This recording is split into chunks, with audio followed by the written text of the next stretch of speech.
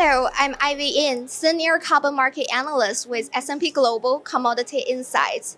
Just now I finished moderating a session about developing carbon market mechanisms in Asia. And we have two panelists who are giving very interesting and insightful dialogues during that session. One is Ms. Gloita. She's representing Bangchak Corporation. Also, Gloita is a very strong advocate of Thailand's national carbon crediting system called TVER or TVER. Basically, this is kind of like a national system developed by Thailand. They will issue carbon credit following their own methodologies, and they want to channel those carbon credits also to the international buyers through the Article 6.2 mechanism. Basically, a mechanism developed by the UN that allow countries to sign bilateral deals to buy and sell carbon credits, helping each other in raising climate finance and also meeting climate targets. The other panelist is Mr. Vincent. He's actually the Asia Pacific representative of Verra.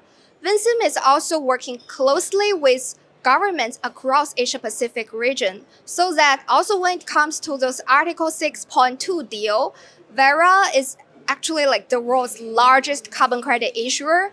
Like over 80% of voluntary carbon credit in today's market are actually issued by Verra. So as a big rule setter in the VCM space, they also want their methodologies to be used under the new era Article 6.2 market, especially considered by developing countries so that there's harmonization about how to calculate emission reduction and there's harmonization about what defines high quality carbon credit.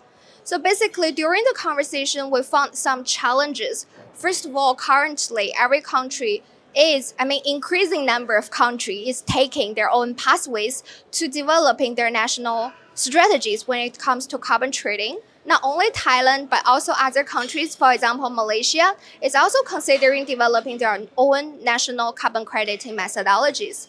Hence, for big players in the VCM like Verra, they need to look for commonalities and also they need to support the developing countries so that they can develop the methodologies without reinventing the wheel.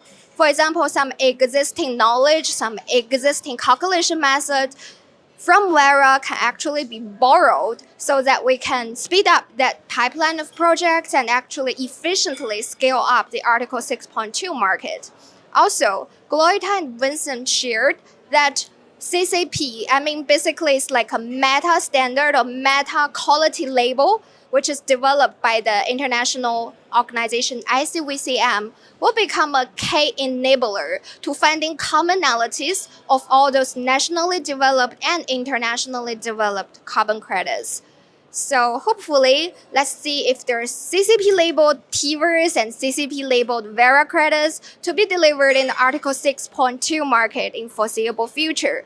However, obviously, because of all the different pathways, as buyer countries, for example, Singapore here, we need to make smart decisions, make informed decisions about how to choose and how to select the right profile of projects that we can have to meet both our climate target and also protect our reputations, that we make investment that won't compromise our environmental integrity. So at the end of the session, we actually start a poll. We ask the audience, who do you think will play a more important role in scaling up the Article 6.2 market? Whether it's national registries like the one developed by Thailand, or it's the international rule setters like Verra. Actually, the answer is very interesting. It's 50 versus 50. It seems that we don't have a clear answer about who's the winner in the room, but every investors, as I mentioned, need to make their smart decisions in the long run about how to play a role in this emerging UN carbon market, Article 6.2.